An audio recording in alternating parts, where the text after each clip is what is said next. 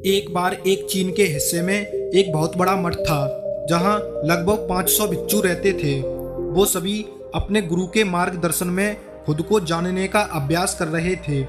एक दिन एक लड़का उस मठ में शिष्य बनने के लिए आया। उसने मास्टर से कहा, मास्टर, मैं खुद को जानना चाहता हूँ। मैं सच की तलाश कर रहा हूँ। मैं पता लगाना चाहता हूँ कि सच क्या है।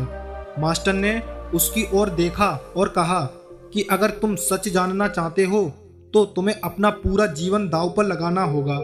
सच को जानने में तुम्हारा पूरा जीवन लग सकता है, पर फिर भी इस बात की कोई गारंटी नहीं कि इस जीवन काल में तुम्हें सच का पता लगेगा या नहीं। क्या तुम इसके लिए तैयार हो? शिष्य ने कहा, मास्टर, मैं यहाँ पीछे मुड़ने के लिए नहीं आया हूँ। मैं इसके लिए तैयार हूँ। गुरु ने कहा, अगर ऐसा है तो एक काम करो। इस मठ में 500 भिक्षु रहते हैं। तुम उनके लिए चावल कूटने का काम करो। बस सुबह से शाम तक चावल को कूटते रहो। जब तुम थक जाओ तो सोने चले जाओ और फिर अगली सुबह उठकर चावल कूटना शुरू कर दो।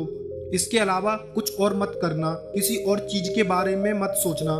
बस इस रास्ते पर चलते रहना और दोबारा मेरे पास मत आना। जरूरत पड़ने पर मैं खुद तुम्हारे पास आऊंगा। उस लड़के ने गुरु के आदेश का पालन करते हुए चावलों को कूटना शुरू कर दिया। उस मठ में 500 शिष्य थे। उन सभी को समय समय पर भोजन की आवश्यकता पड़ती थी, इसलिए वो सुबह बहुत जल्दी उठ जाता था और देर रात तक चावल कूटता रहता था। जब वो थक जाता तो उसी कमरे में सो जाता जहां वो चावल कूटता था। वो किसी से बात नहीं करता था और ना ही कोई उसके पास बात करने आता। कुछ महीनों तक चावल कूटते हुए उसके मन में पुराने विचार आते रहे, लेकिन जब उन विचारों को कोई नया विषय नहीं मिला तो वो अपने आप ही मिट गए। धीरे धीरे उसके मन में विचार कम होने लगे। कुछ सालों के बाद वो अपना नाम तक भूल गया। वो हमेशा चुप रहता और विचारहीन अवस्था में बस चावल कूटता रहता था। उसने ना तो कभी ध्यान किया था और ना ही कभी कोई शास्त्र पढ़ा था। मठ के बाकी शिष्य उसे मूर्ख समझते थे। ऐसा करते हुए 12 साल बीत गए। 12 साल बाद एक दिन मास्टर ने घोषणा की कि अब मेरा आखिरी समय आ रहा है और मुझे अपना उत्तराधिकारी चुनना है, जो मेरे बाद इस मठ का मुख्य होगा। इसलिए मेरा कोई भी शिष्य जिसे लगता है कि उसे आत्म साक्षात्कार हो गया है और उसने खुद को जान लिया है, तो रात को मेरे दरवाजे के पास आकर इस दीवार पर कुछ पंक्तियां लिखे जिसमें उसकी जिंदगी का सारा अनुभव समाया हो। कई शिष्यों ने ऐसा करने के बारे में सोचा। मठ के प्रमुख शिष्यों में से एक ने वहां जाकर कुछ पंक्तियां लिखी। उसे बौद्ध धर्म ग्रंथों का बहुत ज्ञान था। सभी शिष्यों को लगता था कि वो इस मठ का उत्तराधिकारी बन सकता है। उसने लिखा था, मन एक दर्पण की तरह है जिस पर विचारों और इच्छाओं की धूल जमा हो जाती है। इस धूल को हटाने के लिए ही ध्यान है।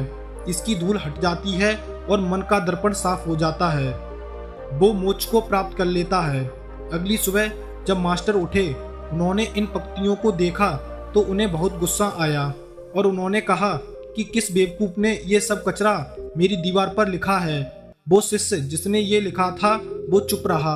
हालांकि उसने जो पंक्तियां लिखी थीं वो ज्ञान से भरी थीं, लेकिन ये सब किताबी ज्ञान था।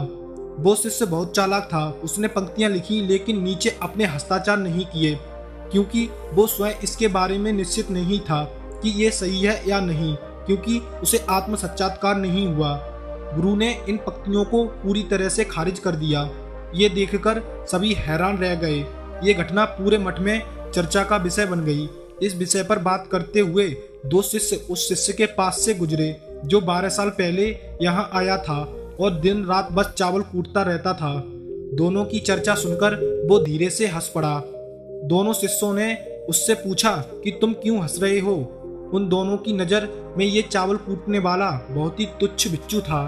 किसी ने भी उसे ना तो कभी ध्यान करते देखा था और ना ही कभी कोई शास्त्र पढ़ते। हर कोई उसे मूर्ख समझता था जो बस चावल कूटना ही जानता था।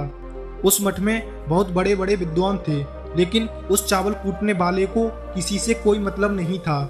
इसलिए वो दोनों शिष्य उसे मुस्कुराता हुआ देखकर चकित रह गए। उन्होंने फिर उससे पूछा कि तुम क्यों हंसे? उसने जवाब दिया, मैं इसलिए हंसा क्योंकि मास्टर सही बोल रहे हैं। ये सभी पंक्तियां कचरा हैं। इन पंक्तियों का कोई मूल्य नहीं है। वो दोनों शिष्य चौंक गए। उन्होंने उससे पूछा कि क्या तुम कुछ ऐसी बातें लिख सकते हो जो इससे बेहतर हो? चावल पीसने वाले ने जवाब दिया, नहीं, क्योंकि मैं अनपढ़ हूँ, लेकिन हाँ, मैं कुछ पंक्तियाँ कह सकता हूँ।